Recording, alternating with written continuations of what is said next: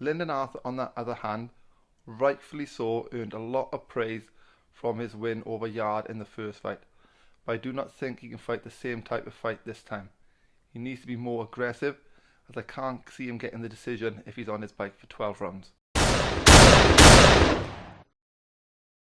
Yes, boxing fans, Ian Mathias here for the Mob Predictions. Today we look at the all-British light heavyweight showdown and the rematch between Lyndon Arthur and Anthony Yarde. The winner is likely to be in line for a shot at the winner of Joe Smith Jr. and Callum Johnson, which takes place January 15th. This fight will take place December the 4th, live from the Copper Box. So a quick tale of the tape. Introducing first the challenger Anthony Yarde. Anthony, the beast from the East Yarde! Yarde has a record of 21 wins with 20 by KO, 2 losses. One of those losses is of course against Lyndon Arthur, whilst the other one was against Sergey Kovalev. Yarde is 6 foot tall and he is ranked as the 16th best light heavyweight on BoxRec. The Commonwealth champion Lyndon King Arthur. Lyndon King Arthur! Puts his undefeated record on the line against Yarde. Arthur has 19 wins with 13 by KO and is ranked as the 12th best light heavyweight on BoxRec. Arthur is 6 foot 2. Just before we get into the discussion on this one, can you hit the like button to share this video to as much as people as possible and subscribe to the channel. So when there is a rematch, it is usually the boxer who gains the biggest improvements. Look at Gatti Ward, Floyd Maidana, Floyd Castillo for example. So logic would tell me that Lyndon Arthur would be the favourite for this fight. But there is a lot of confidence coming up with the Yarde camp. Looking at the bookies' odds for this one, they can't split them either. They believe this is a 50-50 fight. For me, Yarde is clearly a strong, talented athlete who hits hard. But I do think the problem is that he's surrounded himself with a bunch of dipsticks, especially his trainer Tunde. When you see his corner work in between rounds in like the Kovalev fight, there is actually little to no instruction being relayed back to the fighter.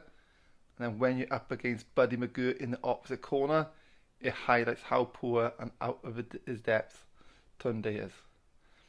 I actually think Yarde has done fantastically well to get to where he is in his career on his sheer athleticism, and I would love to see him follow fellow BT fighters Daniel Dubois, Tyson Fury and switch trainers which would get him to the next level.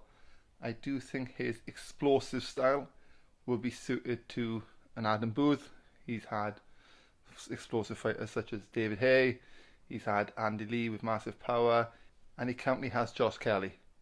Talking to Kelly, he does remind me of Josh Kelly in the sense that when he is in control, he does look a superb fighter. But when it comes a time for him to step up the pace, he can't do it.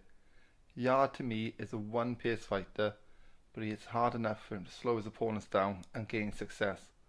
When he stepped up in levels, Yarde has been found wanting. For me, if he is to be successful and change the outcome of the first fight, Yarde needs to be more aggressive and get on the inside of Arthur's dominant jab. Even if this means holding more, hitting more on the inside, I do think he is physically the stronger man. He needs to force Arthur into the corners, cutting off the ring rather than following Arthur around, which he done a lot in the first fight. Can he get Arthur onto the ropes? I do not think Yarde can turn the table in terms of boxing ability and needs to make this more of a brawl. If he can get close enough to Arthur, he needs to work the body to slow the Mancunian man down. More of a rough fight than it was the first time. Lyndon Arthur, on the other hand, rightfully so, earned a lot of praise from his win over Yarde in the first fight, but I do not think he can fight the same type of fight this time. He needs to be more aggressive, as I can't see him getting the decision if he's on his bike for 12 rounds. In this fight, whenever Arthur threw his jab, he couldn't really miss Yarde, whose lack of head movement did no favours, and with a hand injury, Arthur didn't do too much following up with the right hand to put serious pressure on Yarde and land more of the spiteful punches that got rid of his last opponent, David Faraci.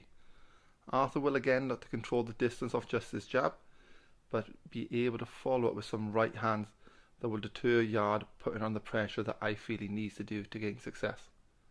I do think Arthur hits hard enough to make Yarde think twice about getting on the inside with reckless abandon.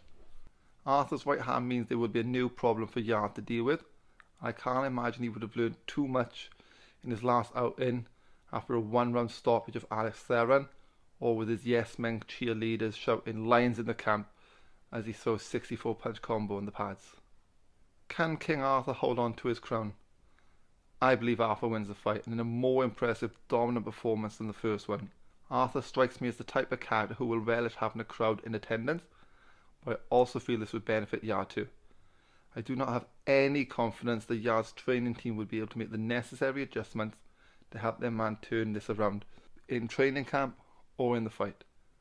Yarde will be dangerous early, but I truly believe with two hands at his disposal, Arthur will be able to time Yarde into hard, powerful shots.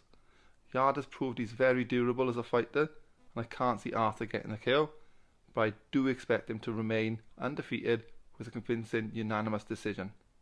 If you disagree, let me know in the comments below. This has been Ian Mathias for the Mob Predictions. Thanks for watching, and catch you on the next one.